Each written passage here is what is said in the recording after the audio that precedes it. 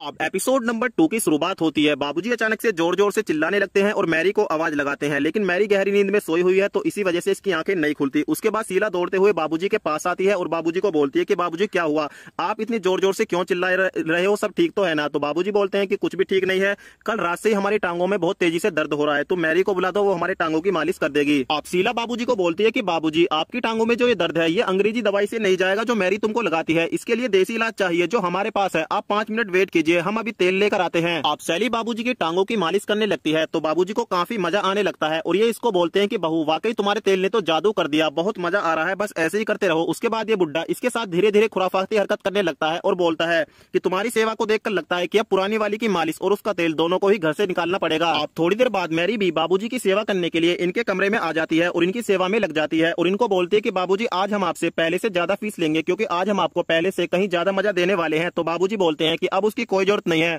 अब तुम्हारा समय समाप्त हो चुका है और तुम यहाँ से जा सकती हो। इस बात को सुनकर मैरी को 360 वाट का करंट लगता है और ये बुड्ढे को बोलती है कि बाबूजी लगता है कि आज आपका मूड ठीक नहीं है, पर आप टेंशन मत लीजिए, हमको पता है कि आपका मूड कैसे फ्रेश करना है। उसके बाद ये बाबूजी के साथ खुराफाती हरकत करने लगती है, लेकिन ये बुड्ढा फिर भी नहीं पिघलता और इसको बोलता है कि जवानी से बुढ़ापे तक हमने जो फैसला ले लिया वो अटल है, वो बदल नहीं सकता और तुम यहाँ से जा सकती हो। अब उसके बाद मैरी इस बुड्ढे के पास संजय को लेकर आती है तो संजय अपने बाबूजी से पूछता है कि बाबूजी हमने सुना है कि आप मैरी को यहाँ से जाने के लिए बोल रहे हैं। तो ये बुड्ढा बोलता है कि तुमने ठीक सुना है। तो संजय बोलता है लेकिन बाबूजी अभी आप पूरी तरीके से ठीक नहीं है, अभी आपको मैरी की जरूरत है, उसको यहाँ रहना बहुत जरूरी है।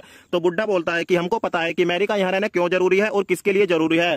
इस बात को सुनकर इन दोनों के तोते उड़ जाते हैं। तो बाबूजी बोलते हैं कि हमको पता है कि तुम दोनों के बीच क्या चल रहा है, अगर तुम नहीं चाहते कि बहू को इस बारे में पता चले तो तुम इसको यहाँ से जाने के लिए बोल दो। उसके बाद दोस्तों मजबूर होकर संजय को मैरी को यहाँ से निकालना ही पड़ता है। अब रेनू बाबूजी को खाना खिलाती है तो बाबूजी खाना खाने से मना कर देते हैं और बोलते हैं कि बहू हमको भूख नहीं है। तो रेनू बोलते हैं कि बाबूजी अगर आप खाना नहीं खाएंगे तो दवाई कैसे लेंगे और इस तरीके से तो आपकी तबीयत और बिगड़ जाएगी। बाबूजी का दिमाग खराब हो जाता है और ये इसको बोलते हैं कि बहू तुमको पता है जब हम एक बार मना कर देते हैं तो वो मना ही होता है, तुम जाओ यहाँ से और घर के कामकाज देखो। अब सैली यहाँ पर आ जाती है और रेनू को बोलती है कि जब दीदी बाबूजी का खाना खाने का मन नहीं कर रहा है तो आप इनके साथ जबरदस्ती क्यों कर रही हैं। अब देखिए ना, कल ही बाबूजी बोल रहे थे कि इनका बाहर घूमने का मन कर रहा है, लेकिन बाबूजी अगर खाना नहीं खाएंगे तो दवाई नहीं लेंगे और दवाई नहीं लेंगे तो ये ठीक नहीं होंगे और उसके बाद ये बाहर घूमने के लिए भी नहीं जा सकते। अब दोस्तों बुड्ढा इसकी बातें समझ जाता है और बोलता है ठीक है हम खाना खा लेते हैं, लेकिन हम खाना इसलिए नहीं खा रहे हैं कि हमको भूख नहीं है, बल्कि हम इसलिए खा रहे हैं क्योंकि हमको बाहर की हवा का मजा लेना है। आप सैली बोलती है कि दीदी ये खाना आप हमको दे दीजिए, हम बाबूजी को खिला देते हैं। उसके बाद दोस्तों रेनू तो कमरे से निकल जाती है और इसके कमरे से निकलते ही बाबूजी इसके साथ अपना टांका जोड़ देते हैं और फाइनली दोस्तों ये नौकरानी बाबूजी को अपने जाल में फंसा ही लेती है और कहानी का जो एपिसोड नंबर 2 है वो यहीं पर समाप्त हो जाता है।